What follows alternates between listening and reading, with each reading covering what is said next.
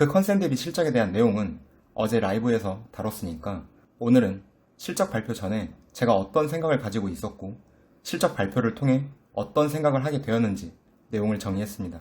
실적이 발표되기 전에 IR 문의, 증권사 레포트 등을 통해 안녕하세요, 강남올입니다. 오늘 LNF 주가 오르는 모습을 보니까 속이 다 시원합니다. 어제 LNF 2분기 실적이 나오고 오늘 증권사 보고서가 4곳 정도 나왔죠. 이번 영상에서는 그 증권사 보고서들이 어떤 내용을 담고 있는지 정리해보고 이번 2분기 실적이 나오기 전 저의 개인적인 기대감이 실적 발표를 통해서 얼만큼 해소되었는지 내용을 좀 담아봤습니다. 자, 그럼 같이 보실까요? 이번 반기 실적이 나오기 전에 LNF에 대한 증권사 컨센을 보면 매출 8,800억, 영업이익 714억, 당기순이익 497억 정도를 보고 있었습니다.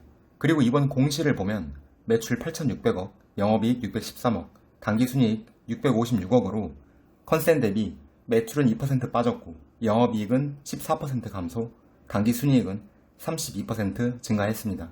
물론 전년 동기 대비, 직전 분기 대비 놀라운 실적이지만 주가의 방향은 컨센 대비 얼만큼 증가했는지 감소했는지를 중요하게 보죠.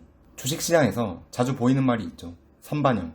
그 선반영은 컨센을 기준으로 반영된다고 생각합니다. 그 컨센 대비 실적에 대한 내용은 어제 라이브에서 다뤘으니까 오늘은 실적 발표 전에 제가 어떤 생각을 가지고 있었고 실적 발표를 통해 어떤 생각을 하게 되었는지 내용을 정리했습니다. 실적이 발표되기 전에 IR 문의, 증권사 레포트 등을 통해서 영업이익은 690억에서 700억 정도로 나올 것이라 가정을 하고 있었습니다.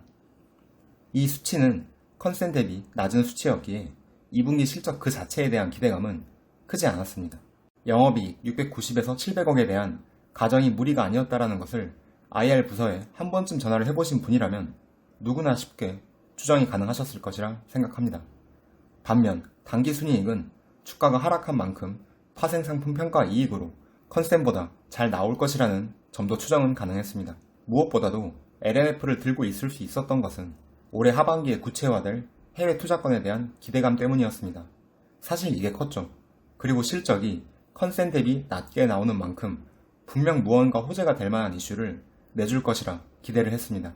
제가 생각하는 LNF는 주가 관리를 아예 하지 않는 회사는 아니라고 생각하거든요. 이번 실적 발표를 보면 영업이익 613억으로 제가 기대하고 있던 영업이익 수준보다 더 낮게 나왔습니다. IR 실적 발표회에서도 공유된 내용이었지만 80에서 100억 정도의 영업이익은 7월로 이연되었다고도 하죠. 당기순이익이 잘 나올 줄은 알았지만 제 기대보다 더 잘 나왔습니다. 어쨌거나 전반적으로 실적이 아쉬운 것은 맞습니다. 그리고 해외 투자 관련 내용은 디테일이 없이 여전히 검토 중이라는 얘기만 나오고 있더군요. 이건 뭐 긍정적인 상황이라고 하니까 또 기다려봐야죠 뭐. 별 수가 없습니다. 그런데 기대하지 않았던 좋은 소식이 있었습니다. 바로 캐파에 대한 부분이었는데요. 2024년 기준 생산 캐파를 20만 톤으로 알고 있었는데 이번에 22만 톤까지 추가한다는 소식이 있었죠. 쉽게 생각해보자면 매출 추정치가 최소 10% 증가한다는 의미로도 받아들일 수 있겠습니다. 그리고 2026년까지 28에서 30만 톤까지 생산 캐파를 늘린다는 점도 듣기에 좋았습니다. 에코프로비엠, 포스코케미컬, LG화학 등 다른 양극재 업체는 2025년 이후 생산 캐파 계획이 나온 반면 LNF는 딱 말해주는 부분이 없었어서 답답한 부분이 조금 있었거든요. 속이 아주 후련했죠. 끝으로 미국 IRA 법안과 관련하여 괜한 불안감이 있었는데 회사 측에서 리튬은 칠레산을 부산으로 수입하며 니켈은 인도네시아산을 사용한다는 답변을 주셨어요. 그런데 니켈은 아직 불안감이 완전히 해소되지 않은 것이 전구체에 들어가는 인도네시아산 니켈을 부산으로 수입한다는 얘기는 없었으며 저건 중국으로 가서 전구체로 가공된 후에 LNF로 수입되는 것이 아닌가 싶거든요. 이 부분에 대한 것은 확인을 따로 해봐야 될 것 같습니다. 꼭 미국 인플레이션 감축 법안이 아니더라도 제대로 알고 있어야 나중에 다른 이슈 때문에 휘둘리지는 않을 것 같아요.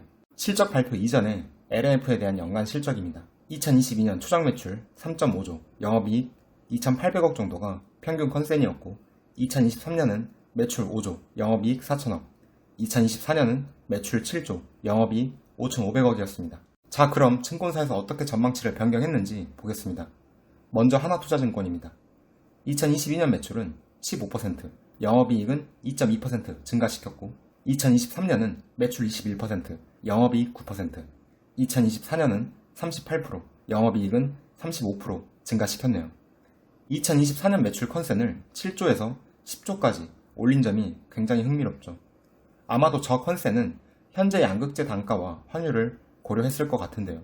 그래서 컨센을 볼 때 매출은 생산 캐파와 연동해서 고려하시고 영업이익을 기준으로 증가세를 보시는 게 좀 더 합리적이지 않나 생각합니다. 하나투자증권은 목표가를 30만원으로 유지했습니다. 다음은 메리츠증권 보고서입니다. 여기도 2024년 매출을 보면 8조에서 11조까지 컨센을 올렸는데요. 영업이익 증가세만 보자면 2022년 4%, 2023년은 7.5%, 2024년은 8% 올렸네요. 목표 주가는 43만원으로 기존 목표가를 유지했습니다. DS증권의 경우 이 표에 제가 자료를 넣지는 않았지만 2024년 매출을 9조 6천억까지 보고 있습니다. 영업이익 증가세를 보면 2022년 8%, 2023년 37% 컨센을 올렸네요. 목표 주가는 38만원으로 유지했습니다. LNF, 에코프로비엠, 포스코케미컬 비교표인데요. 2024년을 기준으로 보면 LNF 캐파가 22만톤, 에코프로비엠이 28만톤, 포스코케미컬이 22만톤 정도입니다.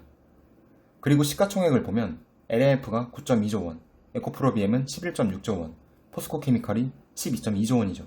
세 개 회사를 양극재 기준만으로 단순 비교하기는 쉽지 않습니다. 수직 계열화 정도가 다르고 그룹사의 자본금 차이도 상당하죠. 이 부분에 대해서는 조금 더 고민이 필요할 것 같죠. 전기차 시장은 누가 뭐래도 성장하는 섹터입니다. 양극재 쇼티지가 지속되고 있는 상황에서 가장 주목할 기준은 생산 태파라고 생각합니다. 양극재 회사들의 생산 태파 증가는 또 언제 어떤 이슈가 나올지 알 수가 없죠. 전방 산업의 성장과 함께 양극재 3사가 모두 잘 갔으면 하는 마음입니다. 오늘 준비한 자료는 여기까지입니다. 제 채널을 후원해주시는 경수님, 김가지아님, 엘리님, 옥상댄스님, 이영웅님, 정숙채님, 임스미래님, 감자조아님, 자웅쿠님, 허니쭈님께 감사한 마음을 전합니다. 영상과 관련된 생각을 편하게 댓글로 남겨주세요. 구독과 좋아요도 부탁드립니다. 영상 끝까지 시청해주셔서 감사합니다.